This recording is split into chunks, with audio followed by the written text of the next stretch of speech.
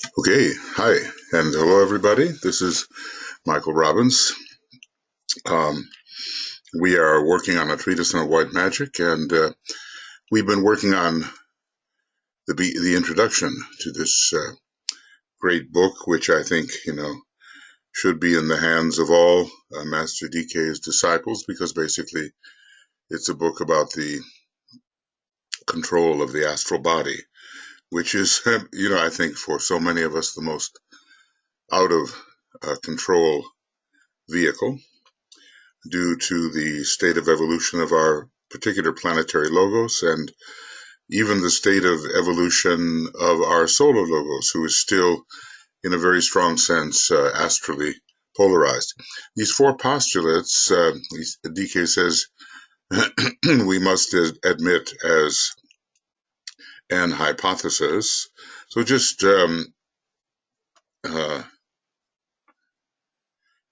reviewing them, we might say.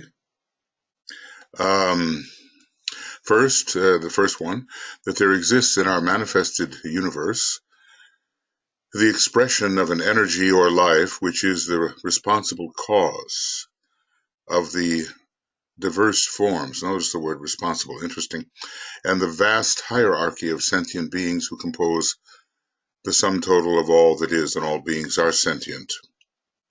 Even the mineral is sentient in its own way. So, never overlook these qualifiers: responsible, the idea of the sentient beings. So that's the very first of the four postulates, something we do admit to ourselves. And now the next one, just reviewing. Number two, the second postulate grows out of the first and states that the one life manifesting through matter produces the third factor, which is consciousness. And we dealt with all of this, whether the appearance of matter depends upon consciousness or whether consciousness derives from the interaction between the subject and the object. And of course, there is a good defense for the position I just stated, although it's very interesting that perhaps matter does not arise without self-consciousness, or maybe they all arise simultaneously. These are the, the kind of the basis of ontology, the basis of the science of being, the coming forth into being, beingness and existence of all that is, that particular science which we sometimes call cosmogony, the arising into birth of all things. And we dealt with that, and we discussed the different perspectives here.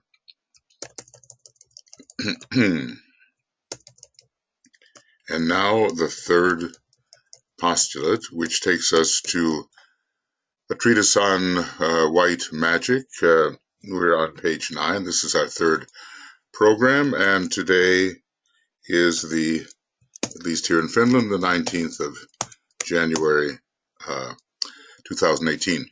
The third basic postulate, kind of all of this reminds one a little bit of the postulates in the secret doctrine. We always have to begin with these proposed initial points, which are perhaps at first derived from the intuition and have been seen by those with the straight knowledge of the causes of things. We cannot include ourselves in that because our consciousness has not yet ascended to sufficiently high planes to make that possible. Okay, the third postulate is that the object for which life takes form And the purpose of manifested being, we always assume that every universe has its purpose, and in a very large sense, the appearance of all universes is the self-objectification incrementally of the one infinite being. And this is a process which always has been and always will be. So the third basic postulate is that the object for which life takes form and the purpose of manifested being is the unfoldment of consciousness and the revelation of the soul. And I want to say in self-objectivity. Well, shall we do it this way? Either self-objectivity or self-objectivity. And let's spell that correctly. So why is it that the entirely subjective must emerge into the self-seen state that we call objectivity? But this seems to be the thought behind it all, although who are we as tiny little units to say anything about these ultimate issues, at least in our present state, even though finally we are the very factor which does know these things. And once we return on what is destined to be our emanative ascent, there's already been a descent, emanative descent, we will learn more and more what we already know even now. And this can seem paradoxical, but remember, we are extended throughout cosmos and beyond. So this revelation, the unfoldment of consciousness and the revelation of the soul in this state of privation, this state of limitation, this might be called the theory of the evolution of light. And in this state of finite privation, light reveals all we are. I'm just going to put that down, these are ultimate things in this state of finite privation. Light reveals all we are in toto, not just in our state of limited emanative being. These are mysteries, and the amazing thing is, when you think about it, that we already know these things on some much higher level of our present beingness, but we are extended throughout cosmos, and there's not a form of life, no form whatsoever in which we are not already essentially participating in. I shouldn't end with a preposition, but I did. Okay.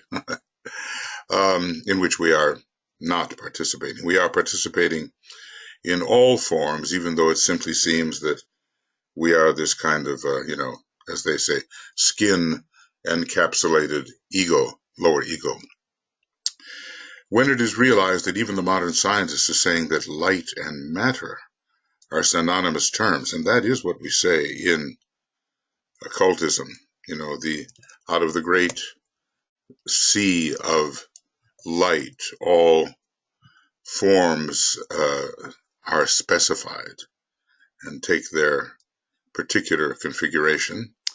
So even the modern science is saying that light and matter are synonymous terms, thus echoing the teaching of the East. It becomes apparent that through the interplay of the poles and through the friction of the pairs of opposites, light flashes forth. Now, I believe that is correct. I also believe that in order to create matter, consciousness is a requirement. And, this is a very debatable point. And I think needs to be gone into, because for me, matter is that which the self-consciousness of the ultimate deity reveals, the absolute deity, and that is an extra universal being. I know it all gets quite metaphysical and abstract and beyond the pale, but one has to think about these things. When you think about the pale, what is the pale?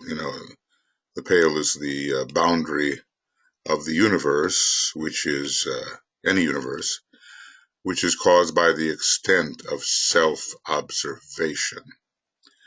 Beyond the scope of self-observation, there is nothing, at least with regard to the universe. So the universe is bounded by an act of self-perception. I think that's actually a fairly good one, something to be thought about. The universe is bounded by the self-perception of the universal logos. Okay, well, those are the most abstract philosophical matters, and I can't seem to help myself, it lies in back, thoughts of this nature lie in back of all of our more concrete thoughts about the specifics within the universe, including the universal logos itself, which is a specific, a limited specific, though its root is in the non-limited. So the modern science is saying that light and matter are synonymous terms, so the condensation of light can be considered to be matter, thus echoing the teaching in the East. When this is realized, it becomes apparent that through the interplay of the poles and through the friction of the pairs of opposites, light flashes forth. I mean, once matter exists, then the interplay of that which brought it forth, the father aspect, and the object, the mother aspect, creates, or at least causes, the growth of consciousness. It's all a family matter on the highest planes of our cosmos, and we're never given any maps about the highest planes of our cosmos. So this interplay between subject and object, see, the object has already been created, in my view, by self-observation. So consciousness already exists, but the ongoing expansion of consciousness, the deepening of consciousness, is caused by the interplay between the subject and the object. The goal of evolution is found to be a gradual series of light demonstrations, revealing what we essentially are. And all of initiation is a gradual series of light demonstrations. Okay, veiled and hidden by every form lies light. And if we are to bring the form into a deaggregated state, eventually we will find light, maybe heat too. The Einsteinian formula, E equals mc squared, basically is a formula about the conversion of matter into light and heat, into energy, basically. So matter is energy, and this is a concept with which we are familiar, but it is a concept about which we may not have thought with a necessary thoroughness. As evolution proceeds, matter becomes increasingly a better conductor of the light. That's a common idea. We become more translucent, eventually more transparent. The we that is the material part of ourselves, thus demonstrating the accuracy of the statement of the Christ, I am the light of the world, and he certainly had to disidentify from the densification of light that we call matter. He had to free his consciousness from what captivates the consciousness of so many, i.e. the form, and realize and reduce this densified light into non-densified light, which is all pervading, present everywhere. So from, in a way, it's interesting that from light come all things, all emanations. Okay, let's see, wait a second. Christ and the light of the world. Okay, all things, comma, and all emanations, all particulars, all limitations in cosmos. So we, in a certain sense, are densified light, or the we that we think of when we think of ourselves. All the densifications that we see around us are really densified light. So forms are densifications of light. These are, deeply, in a way, fifth-ray subjects, and they, are far beyond our ability to witness in any universal manner, but perhaps in the advanced laboratories of the fifth-ray types, this idea of going from the non-dense to the dense and from the dense to the non-dense in the realm of light is being enacted, and certainly is close to being enacted and observed. So the third basic postulate is that the object for which life takes form and the purpose of manifested being, notice it's being that is manifested, interesting, is the unfoldment of consciousness or the revelation of the soul. Now that is necessary in the realm of the universe, which is limited self-objectivity, but it's not necessary when you think about our absolute identity as the absolute, and a little less absolute. Our identity is absolute infinitude, and then, we don't need on that super cosmic level, beyond cosmos, we don't need the unfoldment of consciousness. We don't need the revelation of the soul. Everything that ever could be is already, I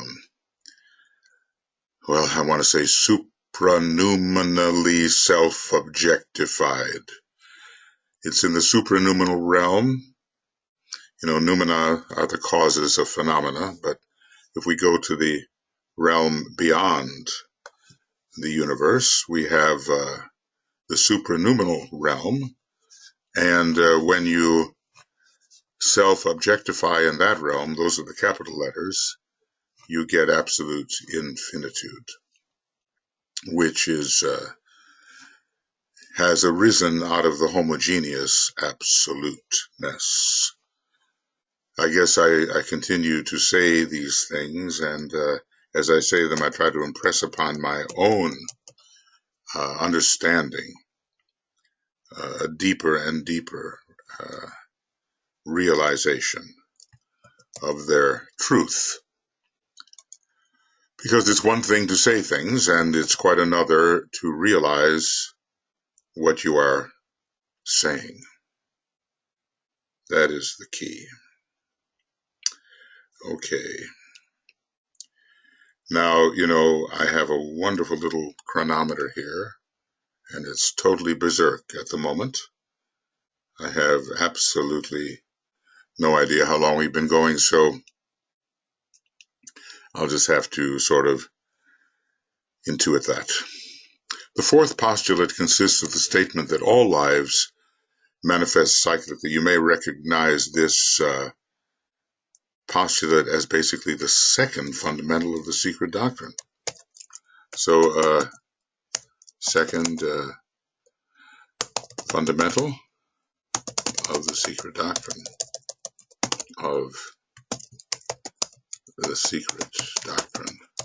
And maybe not just the book, The Secret Doctrine, which I seem to have italicized here, but the actual doctrine which cannot be fully written down and of which the book is simply the ABCs. Such a book as The Secret Doctrine, considering it as the ABCs, it's an extraordinary consideration. This is the theory of rebirth or of reincarnation. I guess it applies to everything, not just man, and the demonstration of the law of periodicity. So, as I say, this has to do with the second fundamental of the secret doctrine. These postulates include some of these fundamentals, that there is one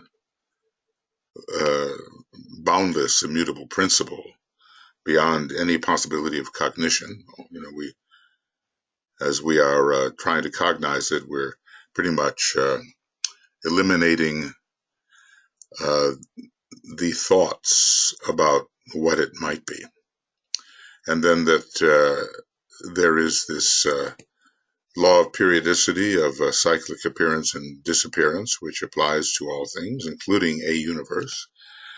And the third fundamental, that all souls are really a part of the one oversoul.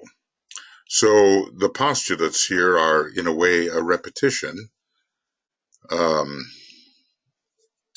or partial repetition, of the fundamentals of the secret doctrine.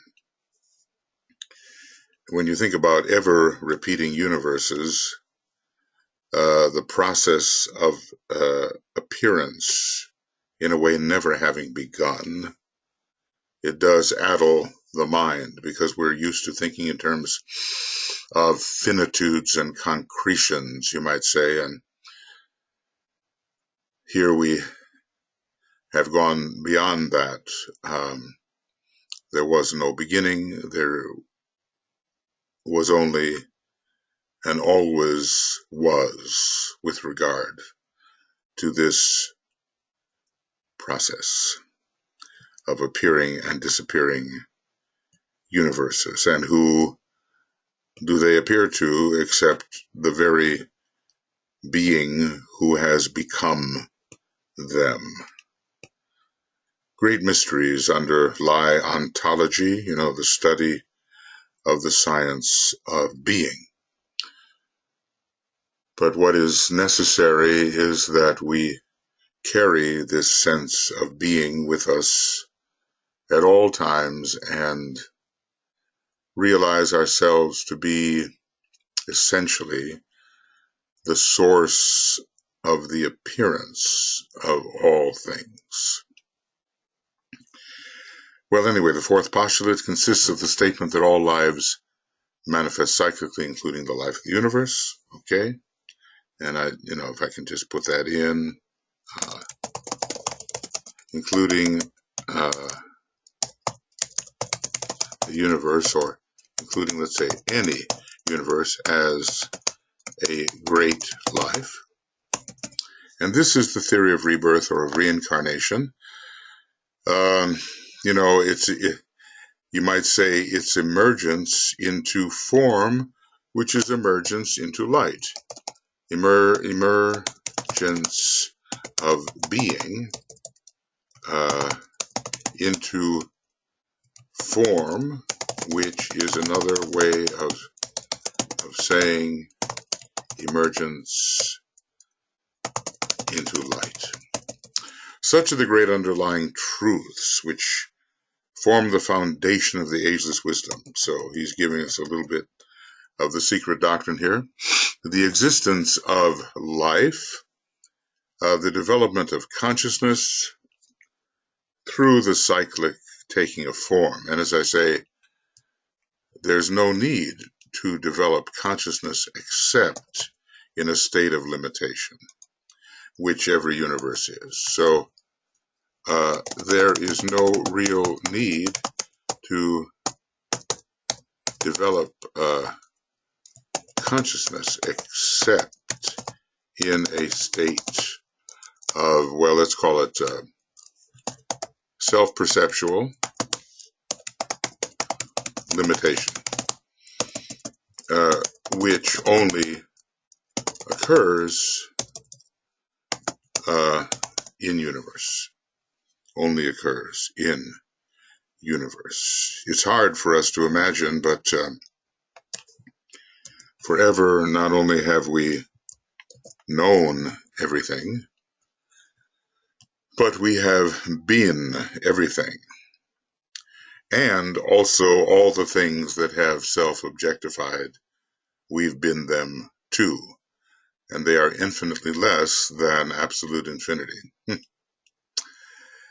Well, these thoughts boggle the mind, but a good boggling might help shake us into the abstract mind and develop our triadal awareness. I think we have to boggle the concrete mind. Basically, as Einstein looked at the usual expression of the concrete mind, he said it's just a collection of prejudices that we've been growing since we were born. And they are incompletely examined assumptions that are based mostly on appearances. But the true philosopher, and I think Einstein considered himself a philosopher, goes deeper and deeper into the subject so as to understand the self-becomingness of all objects and all specificities and all forms. Those are somewhat equivalent terms. In this book, however, the emphasis will be laid upon the little life. Now, see, he began very big. DK began with the really big picture. A TCF picture. And I like to be able to write out the whole word. So TCFF is going to stand for, you guessed it, right? It's going to stand for a treatise on cosmic fire, TCFF. So, from what he's just been saying, you would think that we were in that book, a treatise on cosmic fire. But now he tells us what his real objective is. And he's going to lay the emphasis upon the little life, upon man made in the image of God. This is sort of the hylozoistic theory, fractal theory is another way of looking at it. So let's see, man made in the image of God, and we'll call this the descent of image through fractalization. So man is made in the image of God, who through the method of reincarnation unfolds his consciousness until it flowers forth as the perfected soul, or let's just say less limited consciousness. How about spelling, huh? Whose nature is light, and whose realization is that of a self-conscious identity. So this is really important, because this tells us what it is the soul sees. This is what the soul sees, and how the soul perceives its own identity. I often think it's really necessary to get behind the image of what we usually think we are. You know, we have certain forms that we associate with our identity, but it's necessary to step behind them, to be the immaterial observer, and to really get the feeling of being that. In other words, being the one behind, the one within, the one underneath. This would give understanding, as we have been discussing in the Glamour, the opening of the Glamour book. And we need to understand ourselves more and more as immaterial consciousness being, or being consciousness. And whatever object we see, in a way we cannot be it, and in another way we are exactly that. So paradox reigns. You know, be what you see, yes, because that is true in a fundamental sense, but also realize that what you see is a limitation upon what you essentially are. So the soul has this, the nature of the soul is light. It makes things appear. We might say, light brings to consciousness that which is present but undetected. So when the light of the soul shines upon that which we have not detected, those things appear and are then become part of our consciousness. So light reveals to consciousness the previously indivisible. So this developed unit, which we become as we become the soul, which is as we consider soul, a very microcosmic being, not macrocosmic at all. This developed unit has eventually to be merged with full intelligent participation in the greater consciousness of which it is a part. So the part merges into the whole and eventually realizes itself to be that whole itself. And now we're talking strictly in universe at the moment. The wholeness of the universal logos is quite sufficient for us. There's a greater wholeness, of course, which is absolute infinity.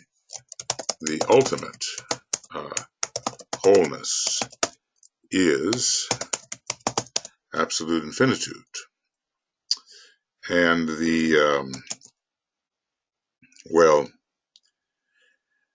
that's articulated wholeness. The ultimate articulated wholeness is absolute infinitude. I mean divided into parts, apparently. And then I'll say this, the ultimate unarticulated wholeness is the absolute. A duality seems to reign in this post-universal world, but not really. Okay, here are some definitions. Now, remember, I'm trying to keep this program to approximately 1 hour so as not to make it too daunting for those who transcribe undertaking a huge job for which we are very grateful. When I do a 3 or 4 hour program, the individuals involved said, well, who can even begin to transcribe such a long program? Anyway, before we take up our subject, it might be of value if we defined certain words which will be in constant use so that we will know what we are talking about and the significance of the terms we use. We remember that Voltaire wisely said, if any man would converse with me, let him define his terms. It makes one think that Voltaire had a lot of the fifth ray as well as the third ray. Okay, so the term occult. This term, I might as well make it bold. This term concerns the hidden forces of being and those springs of conduct which produce the objective manifestation. So, one way of looking at this is causative energies and forces, although DK did confine himself to the word force here. The word, those springs of conduct. It's interesting, conduct is action in a way. But the word conduct is used here deliberately for all manifestation in all the kingdoms of nature. It is the expression of the life, purpose, and type of activity of some being or existence. The universal logos, or a being within the universal logos, and thus is literally the conduct or outer nature or quality of a life. So all manifestation is expression of a being. All manifestation is literally the conduct of a life, the outer expression. So we might say, how do you conduct yourself? We often say, how do you conduct yourself? And do you have good conduct, we say. And it is a mode of manifested activity. So conduct, the energies have been conducted. We can do a lot with this particular word. The energies and forces have been conducted from within and are responsible for the kinds of conduct which appear. Or, appear would be sufficient. Now let's get that right. So you see how we say the emphasis on the syllabification of the word changes. We have conduct, we have conduct. When it's conduct, it's the verb. When it's conduct, it's the noun. And conduction is the flow of causative energy into the worlds of relative objectivity, so that a type of relationship we call manifestation eventuates and can be observed. These springs of action lie hid in the purpose of any life. So according to the purpose, so energies and forces are related. So according, wait a second, up here, yeah. So according to the purpose, so various energies and forces are released or conducted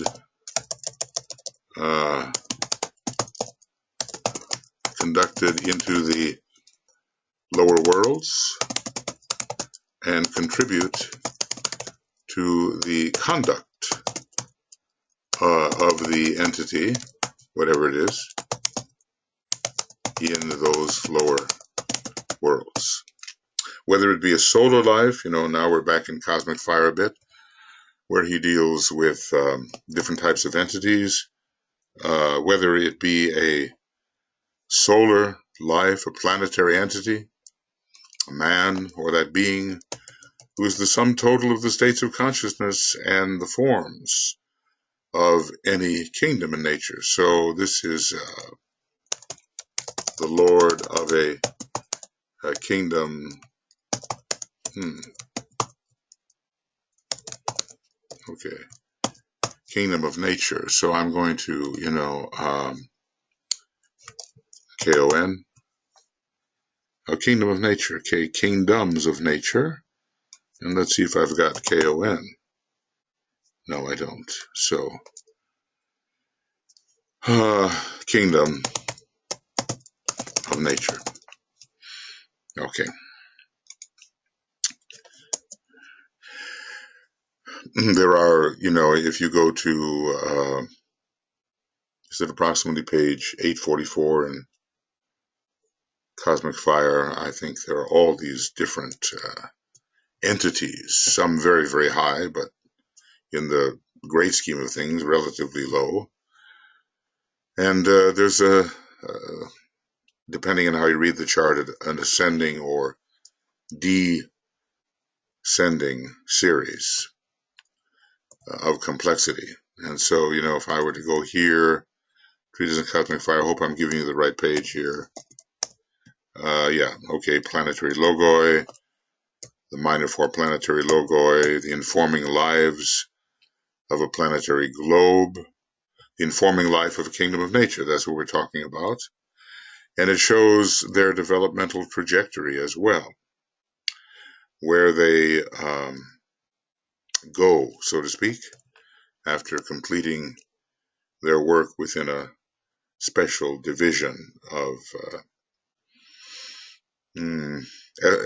nature, or highly esoteric nature. Solar Petries, the human evolution, the lunar Petries. This is a marvelous chart and gives you a real sense of the hierarchical relationship between the different beings, the different life centers. It goes all the way down to the lesser builders, and probably it's not a coincidence that there are 12 of these divisions. When it comes to numbers, Master DK often gives hints with regard to numbers. The numbers offer a hint, is what I'm trying to say. Now, what's a law? We have, the word occult. It has to do with energies and forces which are causative and are propelled by the purpose of a being who sends them forth. And these energies and forces cause the conduct of that being in the outer world, which we call the manifestation of that being in the outer world. There are many interior types, if we want to call it manifestation, interior types of manifestation. But usually when we use the word manifestation, we do mean association with the lower material worlds, and even with the dense physical world particularly. Although you can really see how on the etheric plane there are manifestations, astral plane manifestations, lower mental plane manifestations. In a way, the 21 lower subplanes of our solar system are the subplanes of manifestation, because together they constitute the dense physical body of our solar logos. And with, if manifestation has to do with appearance in density, well then anything appearing within those lower 21 subplanes is appearance within a kind of cosmic density. Laws. A law presupposes a superior being who, gifted with a purpose and aided by intelligence. Now, this word gifted, wow, so many hints through his words, because it's bestowed by a still superior being and ultimately by the absolute deity itself, which is, as I say, extra universal. A law presupposes a superior being who, gifted with a purpose and aided by intelligence, is so coordinating his forces that a plan is being sequentially and steadily matured. And, as DK sometimes tells us, laws are unevadable, evade, and rules can be followed or not according to choice. But when that will expressing the purpose of a greater being, or a lesser will expressing purpose, which itself is an aspect of a greater will, is operative, when those things are operative, then we have unevadable, not uninvadable, or maybe I'll use the word inevitable. Inevitable. We have inevitable laws which cannot be evaded. Rules can be evaded, and then we just don't arrive at the desirable conclusions to which the following of the correct rules would lead us. Through a clear knowledge of the goal, which the purpose-conceiving being fashions interiorly, that entity sets in activity those steps and stages, which are the plan, which carry forward in order,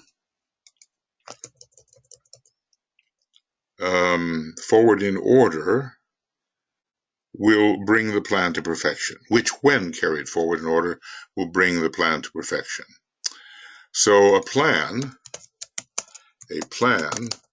requires steps and stages in time and space. Purpose is the same at the beginning as at the end, and is like a sustained standing wave. And then when we break that standing wave out into time and space so that its nature, its structure is somehow manifested in the lower worlds, then we have a plan. The word law, as usually understood, conveys the idea of subjection to an activity which is recognized as inexorable and undeviating, but which is not understood by the one subjected to it. Well, let's just say increasingly we will understand the reason for the law in relation to a greater purpose.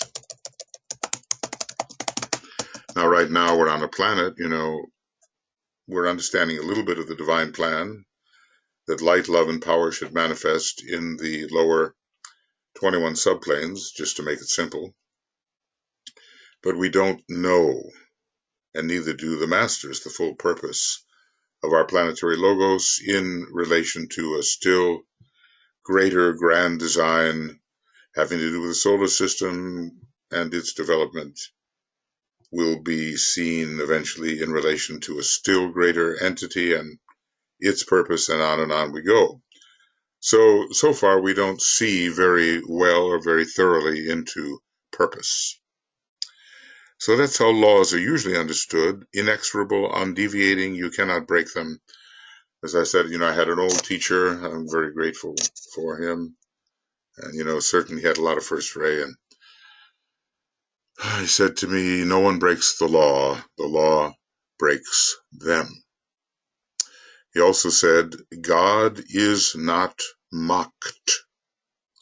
So, there's no evasion from the purpose and the laws arising from that purpose. No evasion of God's purpose, laws, and will. It involves, law usually, from one standpoint, the attitude of the submersed unit in the group impulse and the inability of that unit to change the impulse or evade the issue. We are swept along by laws that we, as tiny emanations of a greater life, cannot change. It inevitably brings about in the consciousness of the man who is considering these laws, this is the usual way of looking at it, a feeling of being a victim, of being driven forward like a leaf before the breeze, towards an end about which speculation only is possible, and of being governed by a force which acts apparently with an unavoidable pressure and thus produces group results at the expense of the unit. Well, let's just say we all die. Maybe there are many who do not want to die, but they cannot control or change the, how about that? The law of periodicity. Okay, well, which demands the cyclic death of the form. So that's, an example. You say, well, I don't want to die. At least at our present stage of scientific understanding, we have no choice in the matter. And even if something should be discovered that sustains the consciousness within a form for a long period of time, we would discover that the form itself has the kind of limitations which we would not want to sustain, and so we would look for the opportunity to receive a new form in some way or other, and this would involve what we normally call death. This attitude of mind, it's an initial attitude, is inevitable until the consciousness of man can be so expanded that he becomes aware of the greater issues and feels like those greater issues are his issues, because after all, he is the greater life. Man is the greater life, and the greater issues are eventually seen as his issues. When, through contact with his own higher self, either soul or triad or monad, he participates in the knowledge of the objective, whither it's all going, and when, through climbing the mountain of vision, his perspective changes and his horizon enlarges, he comes to the realization that a law is but the spiritual impulse, incentive, and life manifestation of that being in which he lives and moves, and has his very being, as we say. So expanding consciousness will bring greater appreciation for the